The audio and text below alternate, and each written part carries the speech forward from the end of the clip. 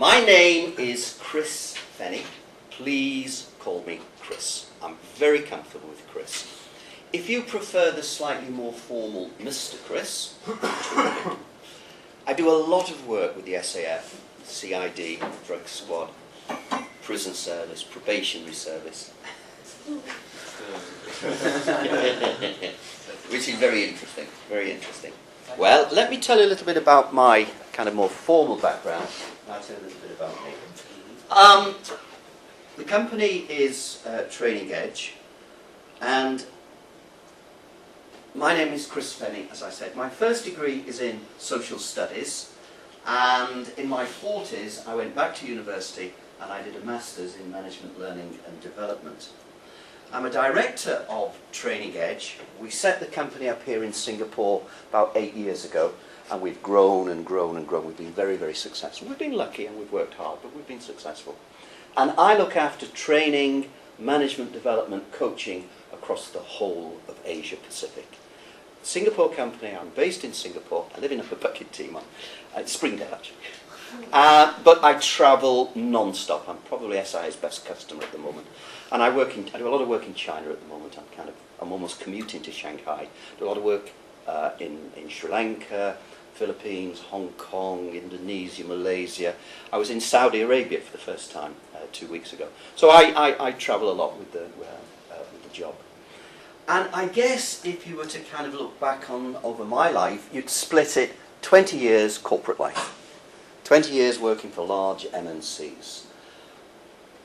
The last 10 years I was either HR director or vice president of HR. And in this time I worked for big American MNC. I've lived and worked in America. I worked for a big South African mining conglomerate, and I've lived in Africa, South Africa. Travelled Africa, but I've lived in Africa. And I was based in Europe. I kind of travelled Europe extensively. And then 18 years doing what I'm quite passionate about, which is management development, training, coaching. And I operate at virtually every level. And I'm very, very lucky. I'm privileged. I am. I have access to all of the large organisations. I work with virtually every level. I see what's happening. I see all the trends. And I like people. I like being around people. So I'm quite lucky in what I do as well. I started in 1970. A long time ago. Was anybody born in 1970? I started as a graduate trainee in 1970. And it was personnel in those days. It wasn't called HR. So I started as a personnel officer, personnel manager, HR controller. So all my life, all my working life, training, management development, HR issues, people issues. We're going to be looking at presentations, and that's what we're going to be doing for 2 days.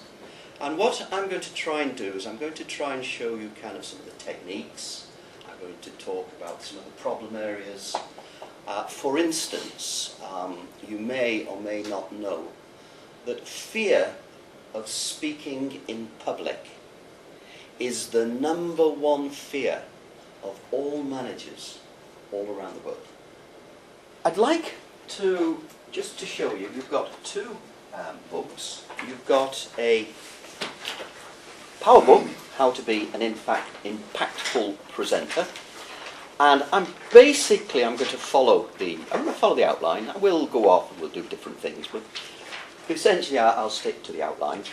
And you've got a power journal, which is essentially for notes and for comments and for things that you might want to record. I am going to be in the power book unless I say otherwise. All right. So unless I say otherwise, I'll be always in the power book. So any reference I give you will be the power book unless I say differently. So on page 6 of 63 and 7 of 63, a little kind of self-reflection. My strengths as a presenter.